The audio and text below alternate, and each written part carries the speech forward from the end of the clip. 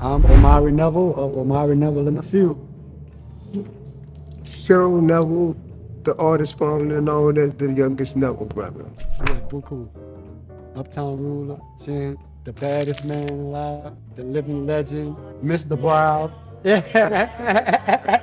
Mr. Bird. Sometimes Billy Flacco, sometimes Billy Zuko. It depends on how somebody's feeling. Oh, by the way, Thunderfoot. Thunderfoot. Pocket Way was the first beat I played. So, Pocket Way, pop, pop, pop, pop, pop.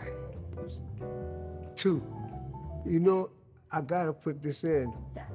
When he was a teenager, well, actually it was preteen, there was a band called the New Orleans Jazz Babies, and it was Omari, trombone shorty, Glenn David Andrews, Travis, trumpet Black Hill, Pito and Rashida Johnson, and Fred Shep, oldest member of the band. Mr. Fred Shepard was like the band director. Even though it wasn't happening in a schoolhouse, it still was part of the school of New Orleans culture, passing it down from one generation to the other.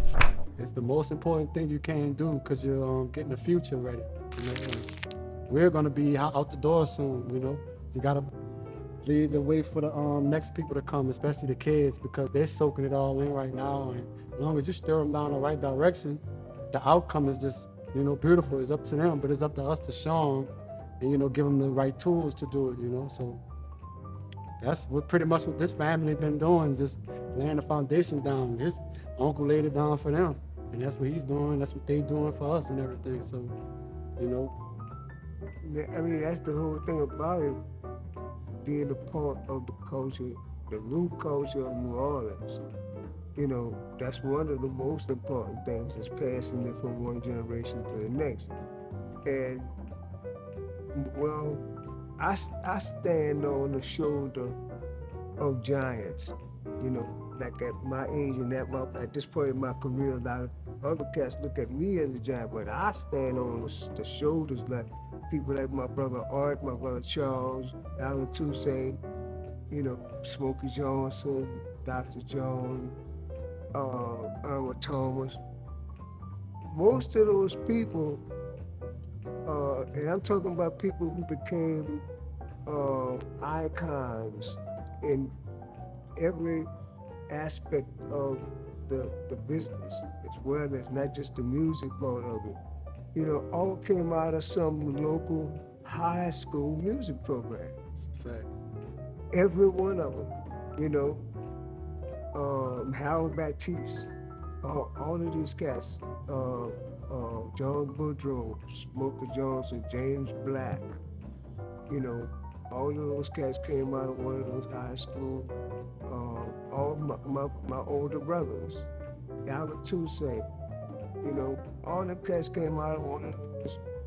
And what I'm talking about is when they came out of those high school programs, they was ready. Mm-hmm. I mean, they was reading music, they was writing it, you know, the whole 9 yards. You know, but they took that out of school. Around the same time, they took another thing called civics out of school and replaced that with something called social studies. And civics was actually teaching you how the government ran. Mm-hmm. And, you know, what democracy really was, and, you know.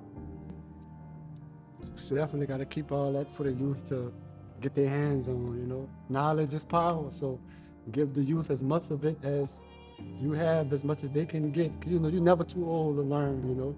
You never stop learning. So as a kid, they're sponges, you know. So it's best to be around good influences and people that'll give you some tricks to take with you along the way as you grow up, you know.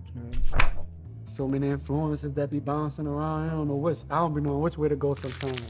Like, from Nirvana, just the old R&B groups that sing and stuff like that, like singers like Joe, Sam Cooke, you know, a few others and stuff like that, just mixing all of that together. I love like punk rock, Blink 182, Newfound Glory, all that type of stuff, you know, We the Kings and all that stuff. So, but then when you mix all that, when you got the Ray Charles and Michael and Stevie and all that reggae, Gregory Isaacs, Bunny Wailer, you got all of them influences, the Neville Brothers, it's just so much stuff. Everything you ever heard. Right. Because with me, that's what it was. Everything I heard, you know, the era that I came from, luckily, you know, there was some changes happening right at that point, you know, that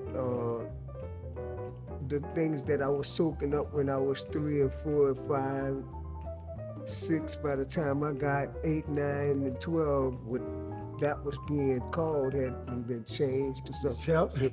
Yep. First over here it was rhythm and blues. By the time it got over here, all of a sudden it was rock and roll. But it was the same thing, and it came from the same source, you know. So that I used to, like, my friend Ernie Cato used to say this about New Orleans. He said, man, you know, like, I don't know, I'm not sure, but I believe all music comes from New Orleans. You know, but like, I mean, it's just think about this. The meters, when the meters came along, the meters changed the whole landscape of American music. But, you know, people say just funk, but it wasn't just that. They changed the whole game, period. Everybody started, you know, changing how they, especially how they approach rhythm, how they approach syncopation, you know. So, you know, to be part of that whole legacy, you know, that's a gift, you know, that could have only come through birth. Exactly. I'm enhanced to have my biggest influence right in my house. Like, I didn't have to go out. If I did, it was my choice, but they laid everything out for me to just look and follow the blueprint. But they never told me what and how to be. You always be yourself, your authentic self, you know, and that's how you shine, man. That's it. That was it. The influences that they gave me and everything, they was my biggest influences. Him and his brothers, you could just say I've had them painted on the wall, and every day I woke up like, I hope to be like y'all today. Get the day started. So, yeah, I'm sitting next to my biggest influence. You know, the thing about it is now it's come 360 degrees because he's just as big of an influence on me as, you know, because I didn't know nothing about Nirvana. And he turned me on to a whole lot of, turned me on to Silk. Yeah. You know, different things. So it's a lot of R&B group Silk, not Silk the Shocker, the rapper, y'all. Just so we can.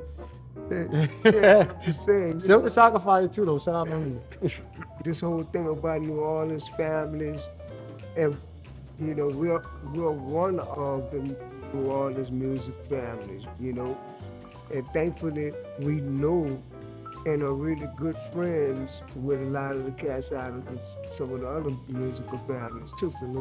So I look at them cats, that's like the past, the present, and the future all rolled into one. Yeah. You know.